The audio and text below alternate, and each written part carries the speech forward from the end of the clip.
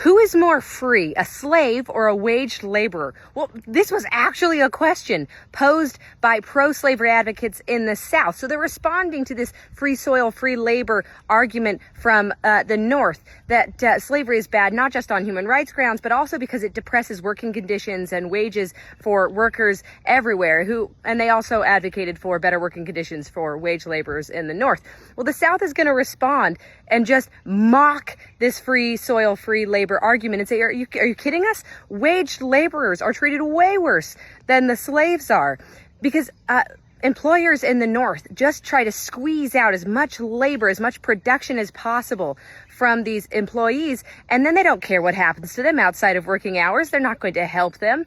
And we call this respectable, but that's more enslaving, less free than what happens to slaves who are owned completely, and their masters have made serious investments into purchasing them, more than $1,000 a head, they say. So they have to care what happens to the slave. They will take care of them when they can no longer work. They won't oppress them because they want them to be able to labor as long as possible. So in that sense, these Southerners will argue slaves are the most free laborers on the whole earth. Okay, this is a really big argument, but the South is really serious about this. Slavery is better in their perspective from a class perspective.